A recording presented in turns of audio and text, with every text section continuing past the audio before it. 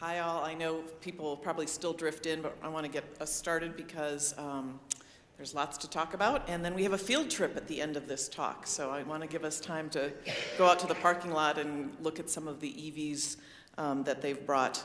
Before I introduce the speakers today, I just want to let you know this is kind of technically the end of our spring adult faith formation programming. Next week at this time it will be, of course it's Ian's last Sunday, and so Clover will be in the sanctuary at this time interviewing Ian. We're calling it the Mont View, like the View TV talk show. And it'll be kind of an informal Q&A talking about his years here and what's ahead. So you'll want to make sure you get there early for that to get a seat. This summer we have some programming planned, so watch the This Week at Montview emails on Thursdays. We're going to do a book study to kind of prepare us for the election, and we have some other kind of one-off adult ed things. It's not happening on a regular schedule, so watch your Thursday emails for that. And then finally, I want to give a big shout out to Erica Walker, who heads our Earth Care Committee. She is the one who has put together, every year, in April now, around Earth Day, she puts together the programming, and she put together this year's programming of 4 sessions about climate change and the transition to a clean energy economy. So we really appreciate the work she's done. Finally, actually, I'm going to plug, this has nothing to do with Montview, but with my hat of working with the Front Porch newspaper, we're sponsoring a 3-night documentary series and discussion group in May 7th, 8th, and 9th at the Cube in Northfield. And I'll leave pamphlets at the back if you're interested. I've told it helps you overcome climate anxiety and inspires you to take action, which is what I hope today will do as well. Let me quick introduce our speakers. I'm only going to just tell you their names, and they're going to tell you a little bit. Many of them work in the industry. All of them have adopted certain green practices at home that they'll talk to you about. They'll each speak for about 5 or 6 minutes, and then we'll leave lots of time for questions, and then head out to the parking lot to look at some of their EV cars. Today we're going to hear from Charlie Weschler, Paul Zexer, Jeff Ackerman, and Don Weinchecker. So please welcome them all right now. Thanks.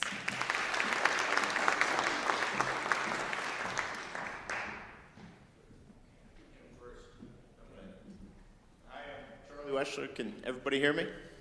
Okay, great. Well, I'm going to talk a little bit, give a little background about myself, and then we'll talk for about 5 minutes about renewable energy infrastructure, specifically EV infrastructure, and I'll get into it here in a little bit. So as a bit of background, I've been in the renewable energy for the past 10 years. In those 10 years, I've successfully never spoken on a panel and hope to continue most of my career that way until Clover asked me to do this. And I think I made an exception because I can call this a personal but not professional, spiritual, if you will. So with that, my background was previously in utility scale solar development, so large solar farms in Colorado Springs and serving Xcel as well as kind of throughout Colorado. In the past 2 years, I transitioned over to a company that is building EV infrastructure, which really was not a thing 10 years ago, but now is, and I have a theory that will continue to be a fundamental part of all our lives moving forward. So I wanted to talk a little bit about what I'm seeing on the horizon professionally and how that's kind of transitioned into my personal life and how I think through it as a gearhead, for lack of a better word. I love vehicles and love the transition that we found ourselves in right now.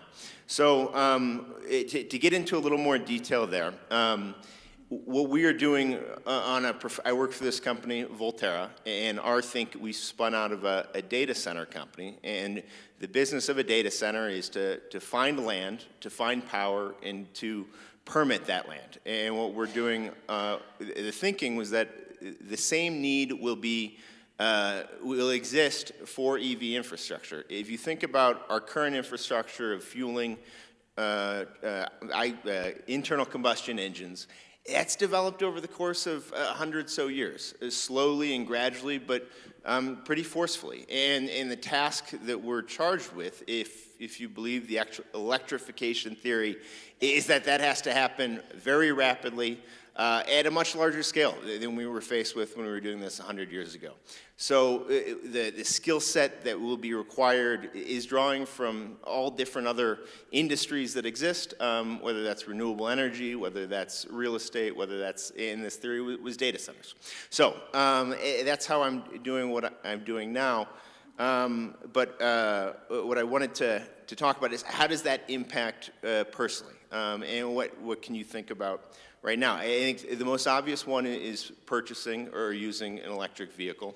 We'll have some out outside that we can walk through. I think we're at a point in the industry right now where it is still a bit of a luxury. It can't be. You can't universally go out and replace an electric vehicle with your current vehicle without some sacrifices. But I think what's interesting of the point we're in is that there's going to be an inversion, and those sacrifices will become smaller and smaller to the point where we will hit cost parity, and it will be advantageous to go with electric from the start for your full fleet of vehicles. But we're in this transition point right now, and what we're seeing on the policy side is incentives to try and make that transition easier, and at the same time on the corporate side, both from an infrastructure level, but from an OEM, a manufacturer level, is that cost curve is coming down. And I'm encouraged, and I am doing what I'm doing now because we saw the same transition happen in renewable energy. In about 2016, 2017, the cost of renewable energy was more competitive than natural gas. And it's kind of a blanket statement, and you can quibble with bits and pieces, but on a whole, that is when renewable energy kind of took off. And I think we're in a similar spot here, but it's just so much more complex because it feels like there are more pieces at play. So I'll pass it on here because I'm at risk of going too long, but I'm happy to talk in the Q&A of what you can do individually. And I think if you can't purchase a vehicle, one thing worth thinking about is in your ride shares or your Ubers, can you select an electric vehicle? And you can do that now at a small premium. If you're renting a car, Hertz is remarkably good deals for EVs. And I rent nothing but EVs right now, both for the philosophical reasons, but the cost reasons. It's a great product. Or you can buy now used EVs. The EV I bought, my son and I walked up to Colfax and we haggled over a used EV, which was just a fun experience. So I think it all points to it's becoming more normalized, and I think there will be more opportunity for this on a go-forward basis. So I'll stop there and pass it on. Great, thanks, Charlie. Hi, Paul Zexer. I've been a long-time Montview member. I work at a company called Sealed. I'm the chief product officer there, so I'm really kind of a software person. Came into the climate space just 2 years ago. Sealed has historically been a company that helps homeowners electrify their homes. And then what we realized was it's actually a better business model for us to work directly with the contractors. So last 9 months, that's what we've been doing. We've built software that enables contractors to access energy efficiency rebates so that they can be more competitive when they bid out projects, and then we handle all the rebates on the back end. So I kind of am speaking on this panel from a perspective of like what you can do in your home to be more energy efficient. The number one thing I typically say is insulation and weatherization. All homes are different, but typically the best way you can have a very cost-effective impact on the planet is making sure your home doesn't waste energy. The energy is already being generated, it's coming to your house, and in some homes that are older, up to 50% of the energy generated is lost through inadequate insulation, typically in the attic, but it can also be in the walls, in the windows, the doors, etc. So when we worked with homeowners, that was always the first thing that we looked at was how well was the home insulated. And then the second big thing is, and this kind of goes to whether you're in industry or transportation or any other major sectors, to become hit all of our climate goals, you need to electrify all the machines that today run on fossil fuels. So in the home, that's your furnace. It could be also your stove, possibly your dryer. Those are the big appliances. And so as the grid becomes cleaner and we generate more and more of our energy from renewable sources, in the home, we need to transition our appliances to electric appliances.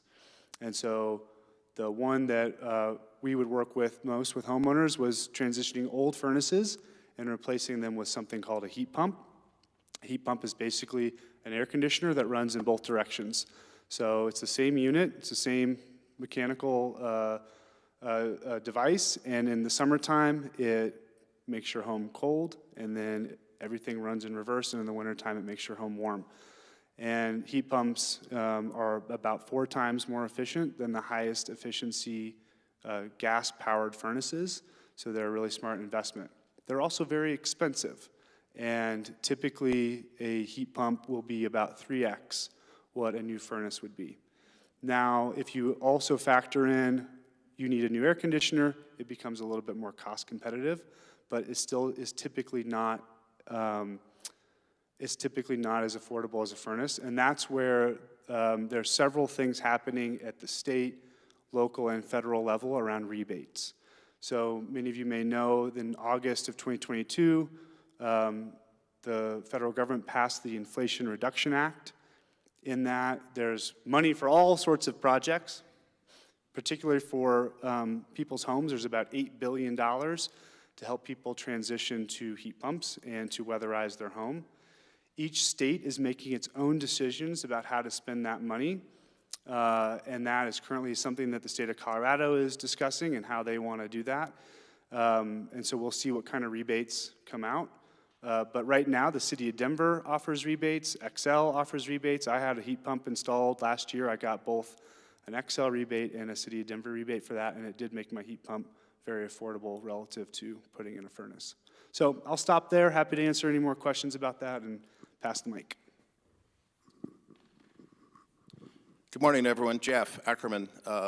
Marilyn and I joined Montview in the 1983, and we were in our 20s.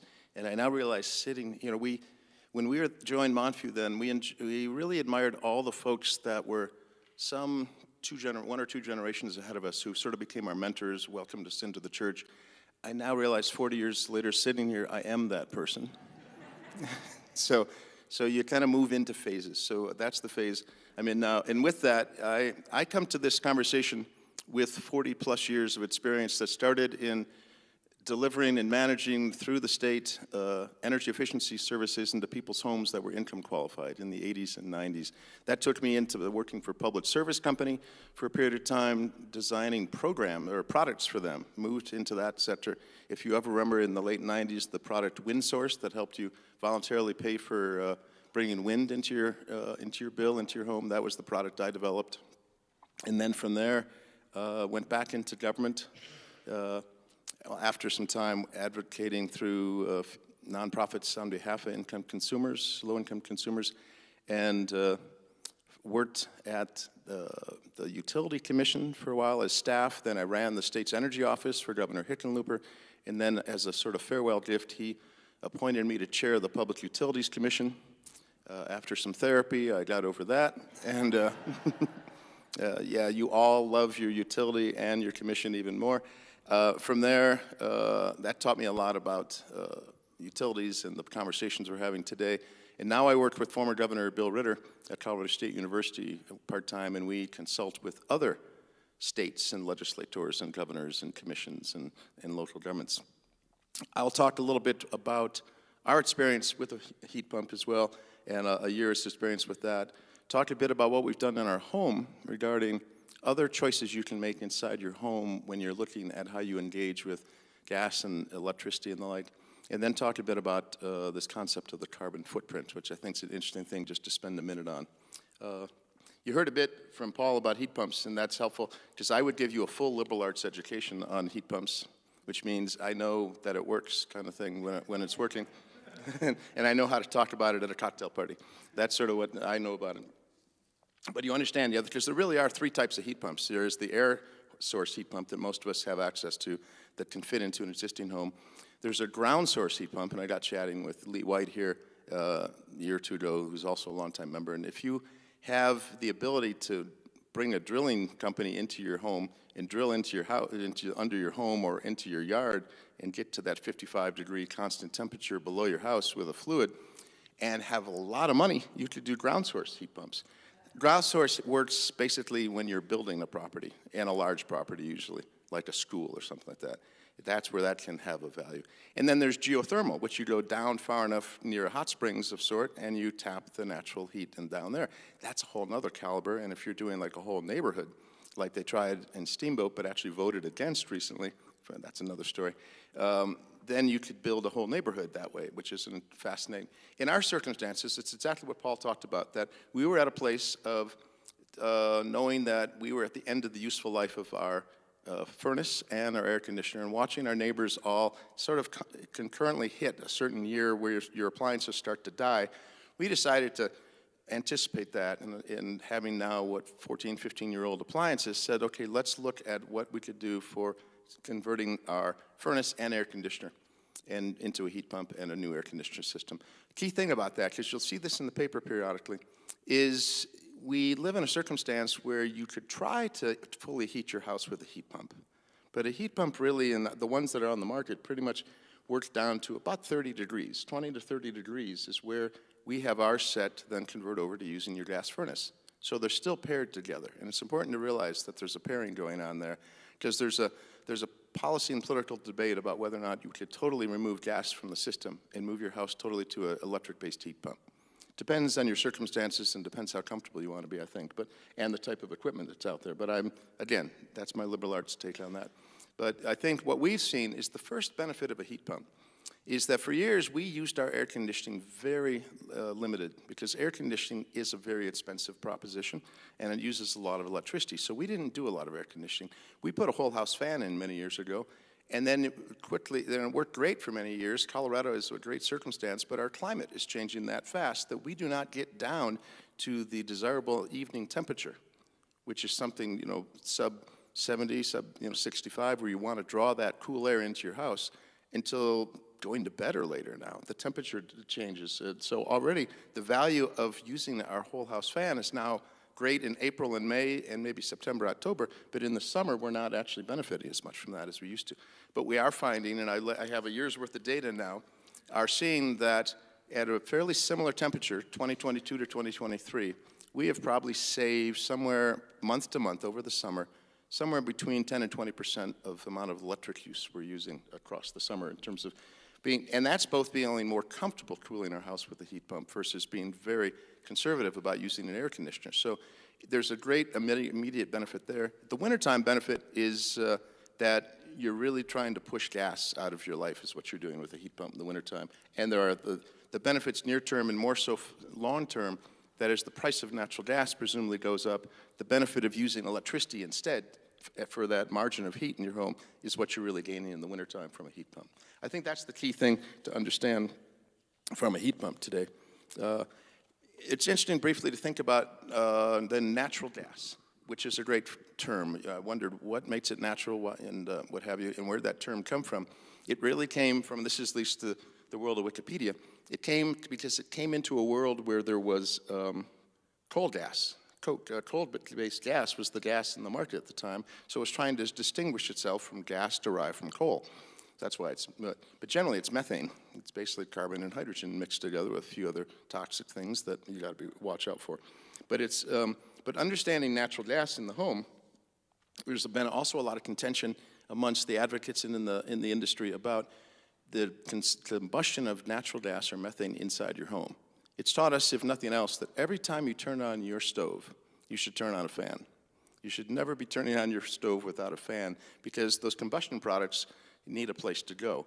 And it's the combustion of methane that leads you into the most dangerous things that are inside your home. So just something to be aware of, and another motivator to look at how to reduce the amount of natural gas you're burning in your kitchen. We took that on as a quest, both in this pursuit across the market right now to electrify, and looked at simple things first off. Like the first thing we did in the morning often was turn on a tea kettle.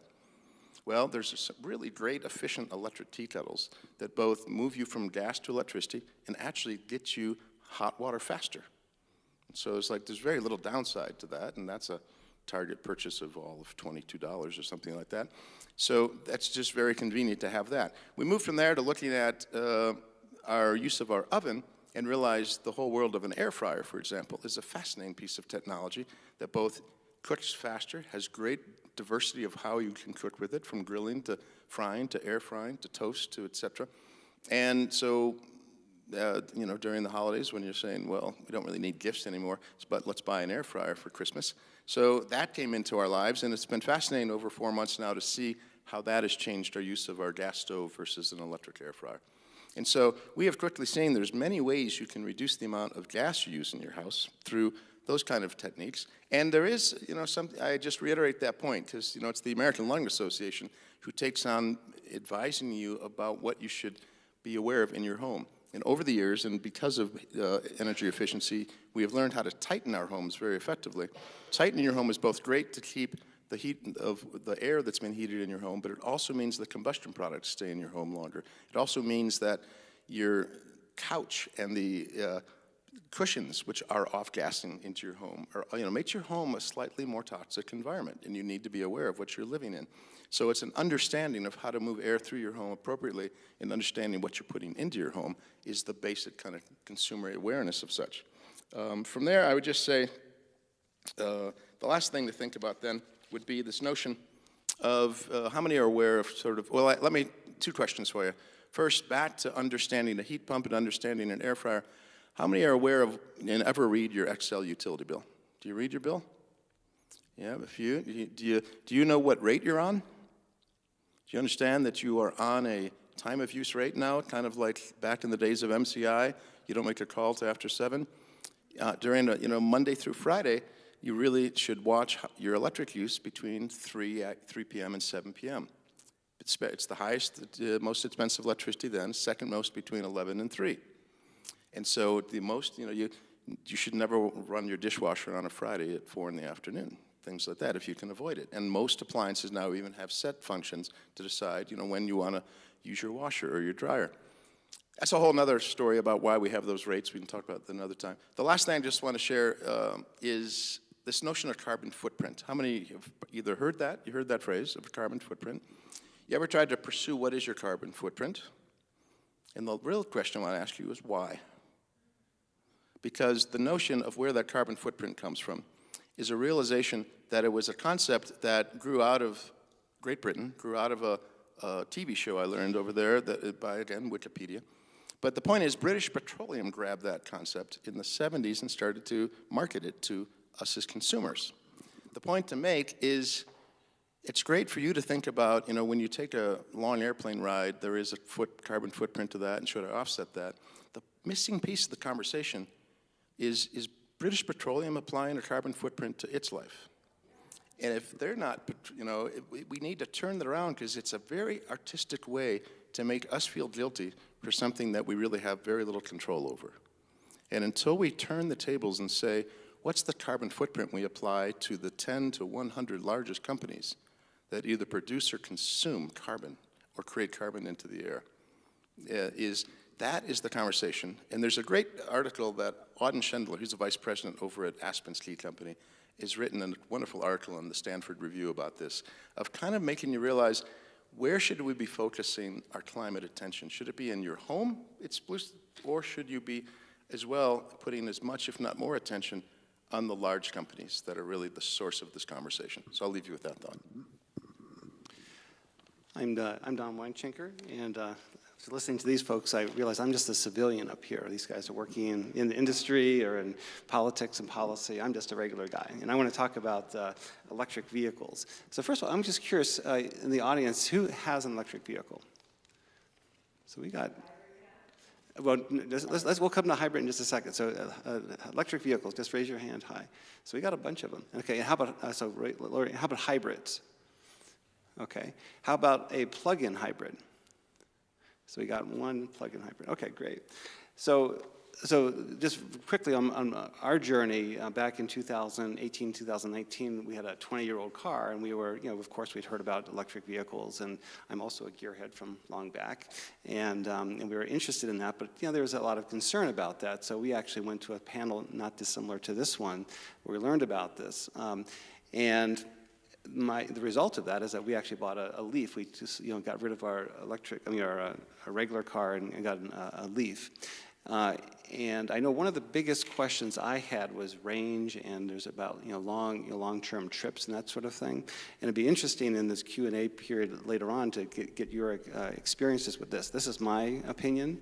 So the Leaf that we have is the lowest model. It has the smallest. It has a relatively small battery.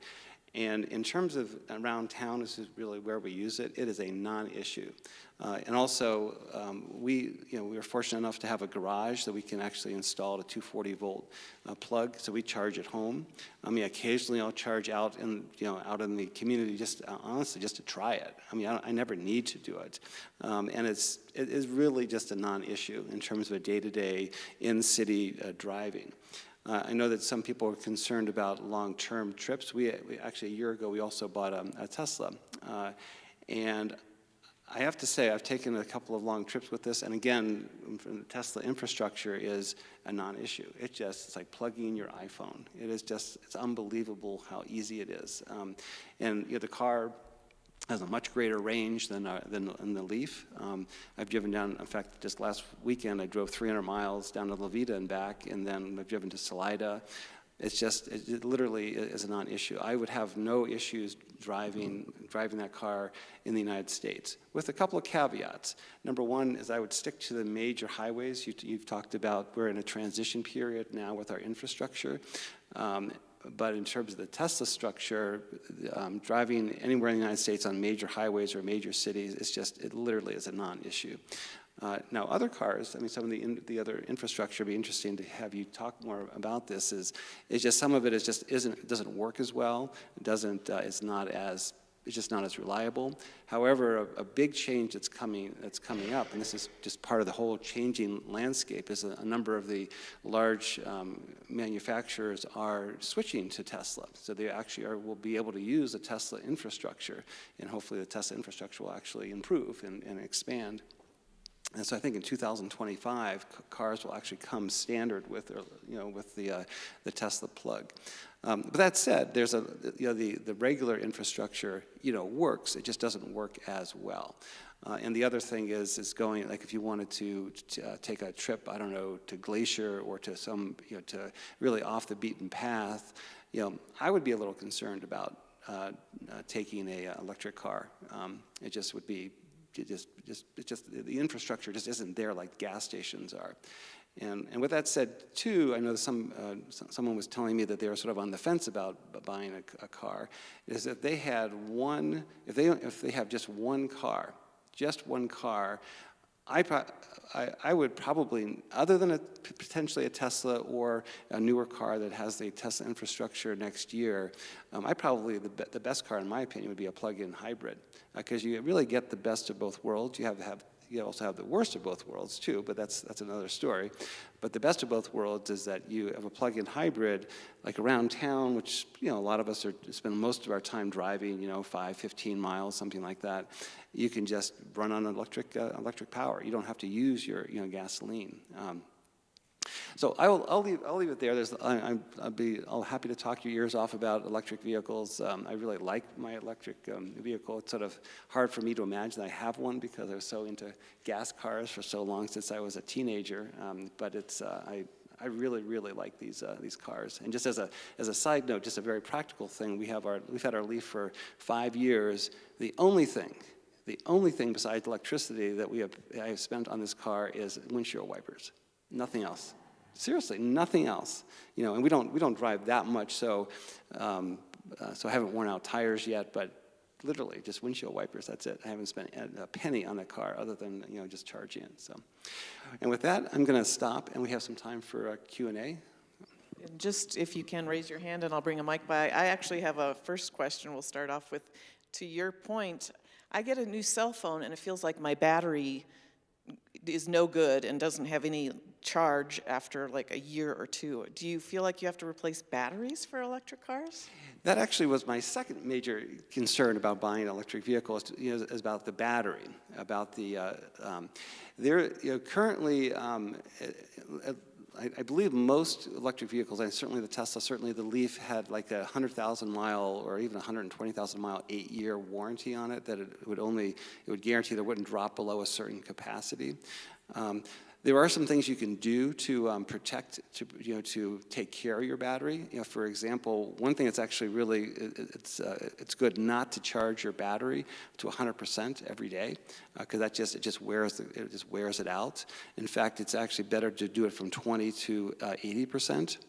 Just keep in that range. And again, around town, it's a non-issue. Just charge it up to say 70, 75%, and then just bring it down to 50, 40.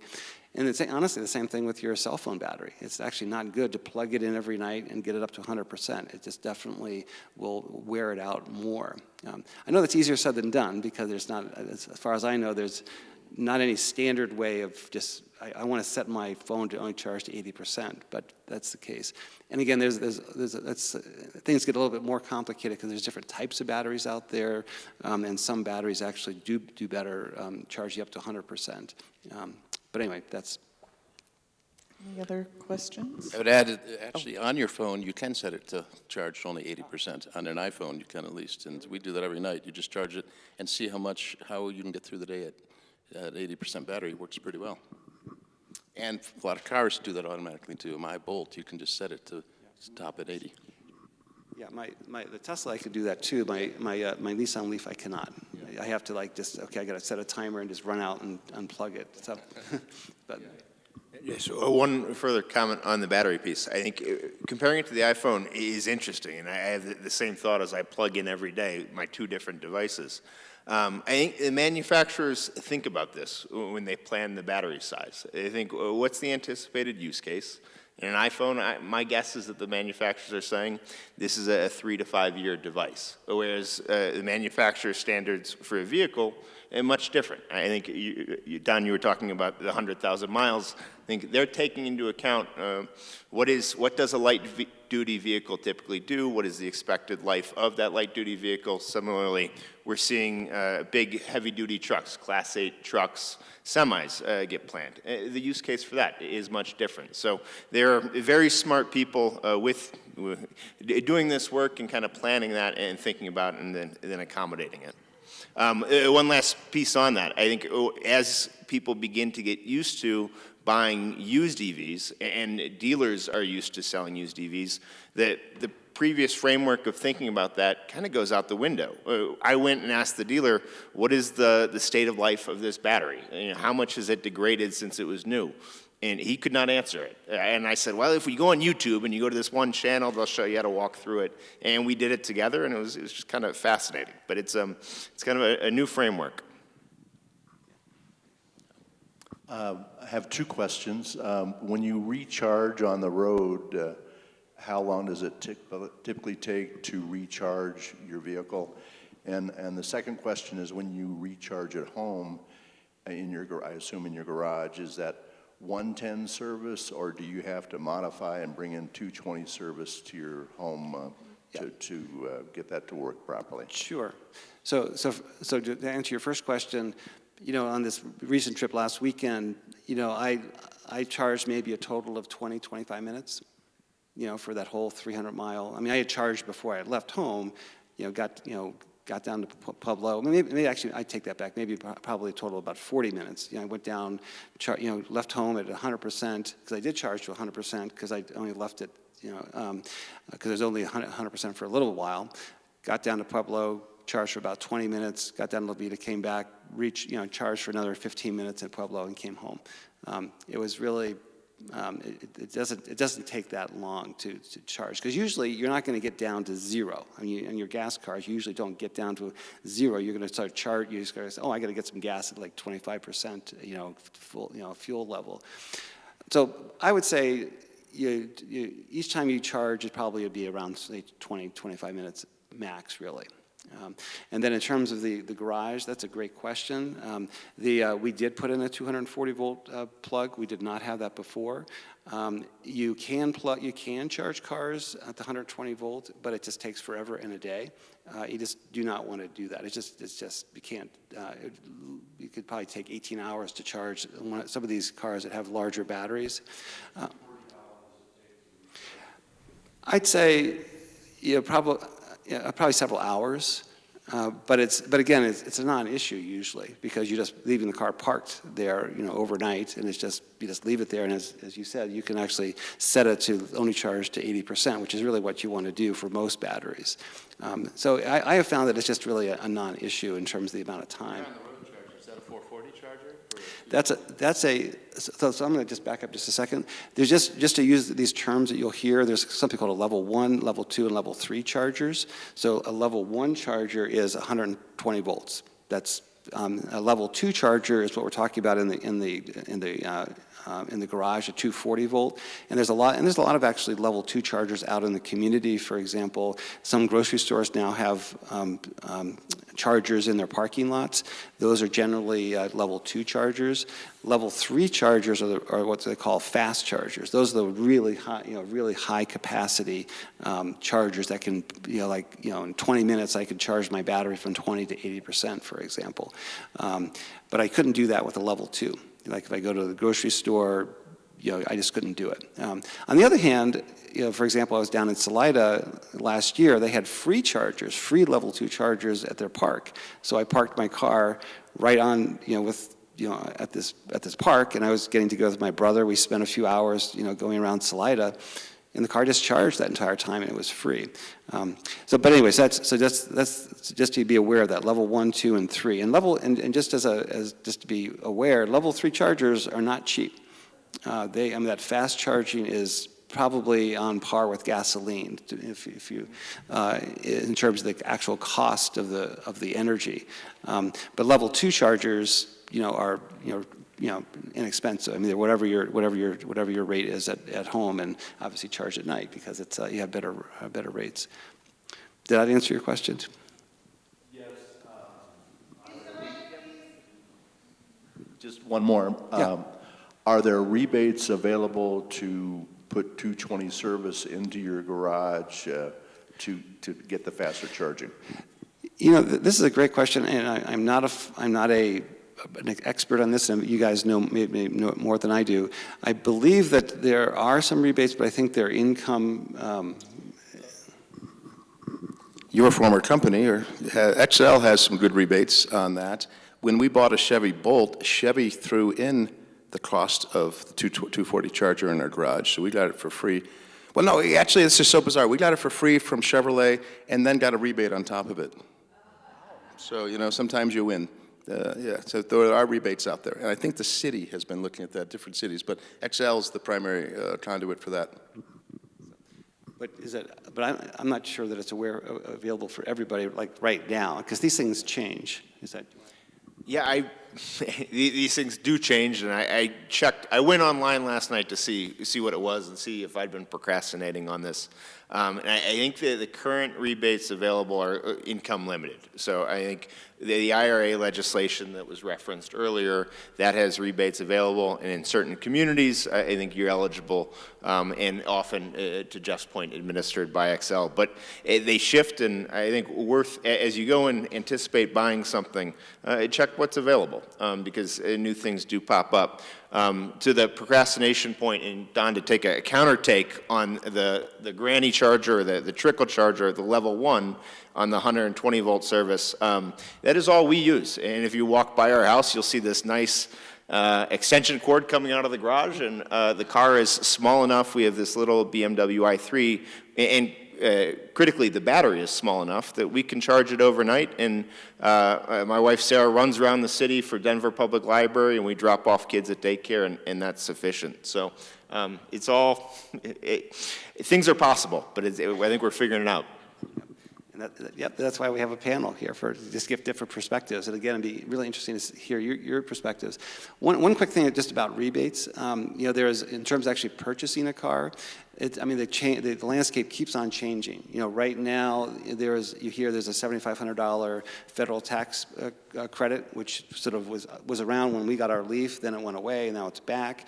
But you need to be careful about which car it is, because typically it's from the United States government's perspective, they want people to buy U.S. products, and so it's also it has to do with the components of the battery and where they're made and that sort of thing, whether a car is specifically eligible or not. I mean, Tesla's really good about this. I'm not a, anyway, but if you go to Tesla's webpage, some of their cars are eligible for that and some of them are not. The other interesting thing is that in general, imports, electric cars are not eligible now for the 7500, except, and there's a loophole, is that if you lease the car, typically they will take off $7,500 off the price of the car, and then that would be the cost of the car to lease. And then, of course, you could buy the car, and then, in effect, you've actually gotten that $7,500 rebate.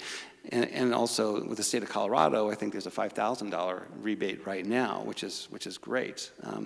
So anyway, but just, again, I'm not a financial advisor. I don't play one on television.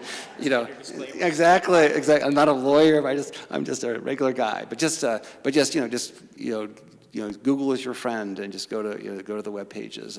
But for people, I mean, there definitely is rebates and other things out there to help with all this. I was just going to say, we just put a level 2 charger in, and it was, Excel came out, and after 2 rebates, it was only $500. I think it was $1,500, and then there were 2 different $500 rebates. And it was on a VW ID4. Yeah. I'm going to go over to Malcolm. It'll take me a second.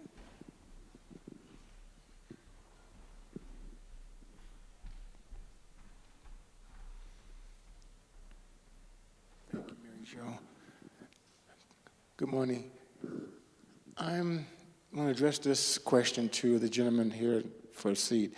I'm involved in a pilot project called Block Power, which has to do with small units of multi-level. Did you say Block Power? Block Power. Yeah, I've heard of it. Are you familiar with Block Power? Yeah. Because they're working with the City of Denver Sustainability Office. Do you think it's a good thing in what we're doing? And they're looking at putting it in multi-level homes, like apartments and what have you.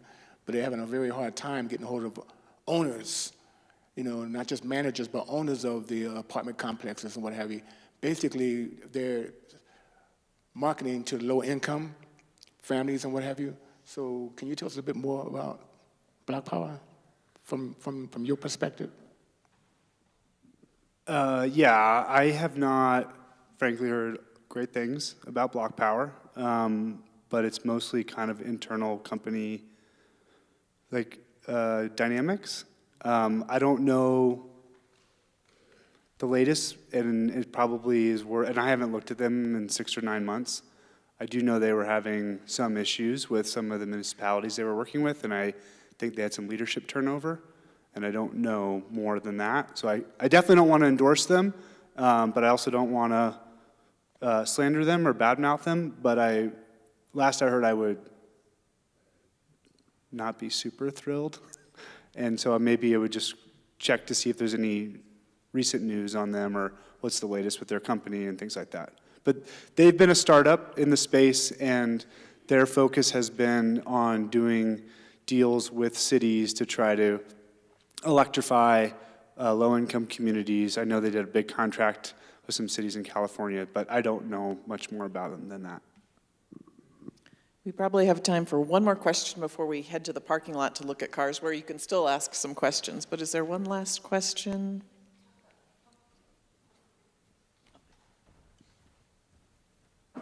Jeff, you have some numbers for rebates on heat pump and stuff like that, what federal and state, and then I would also mention, how much does it cost to charge our car in the garage? And we only have one car. Could I add one question for you, Jeff, on this? Do you know anything also what the State Energy Office wants to do with IRA dollars yet in terms of residential rebates? Thanks to that person I don't know in the audience there. Yeah, we did, in our story, so we spent about $19,000 for gross for air conditioning and, for the heat pump and the furnace.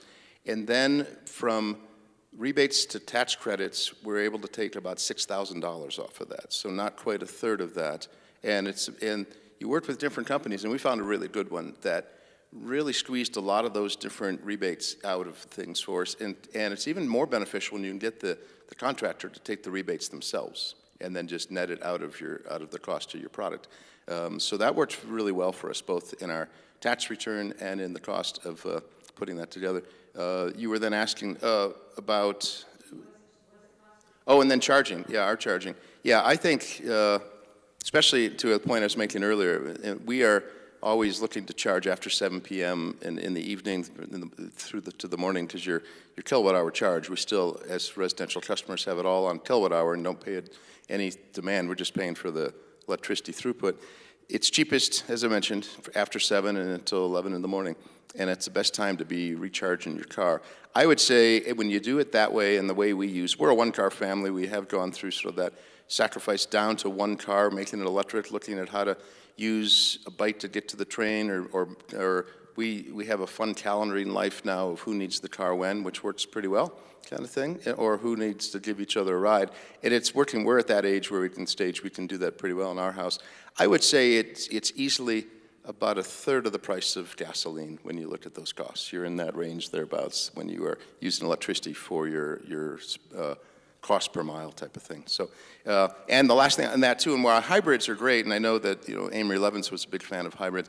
The thing with all electric is your back-end maintenance costs are going to go down dramatically because there's just nothing to maintain relative to the price of an internal combustion engine. It just has a lot more parts to take care of and that are going to wear out. It's just the nature of cars. And a lot of electric cars are made to get well past the stereotypic 100,000-mile range. We often think is a good internal combustion car can go 2 or 3x that easily, if not more. I just remembered one thing we haven't talked about that I wanted to talk about. I love to cook, and I love my gas stove where I can see exactly the flame. I think some of you have switched to induction, and I'd love to hear, is it hard to make the switch if you really love to cook? We have an induction stove. In fact, we just made that change because of the things that you were talking about, the pollution. I mean, our gas stove worked perfectly. I mean, it made me very sad to get rid of it because it worked. It was like it was a tank. I mean, it was great. But we were worried about just the internal air pollution, and that is one of the great things about the induction stove that we have found, that it's really easy to adjust. It's not as great. It's not as easy and as fast as gas, but it's pretty darn close, but way better than a regular electric stove, which I certainly have used many times in the past. Well, thank you, all 4 of you. Well, I know Paul has to run. He has some kid duties, but the 3 of you will be in the parking lot to answer more questions, hopefully, and I hope most of you can make it out there to actually see these cars. Thank you very much.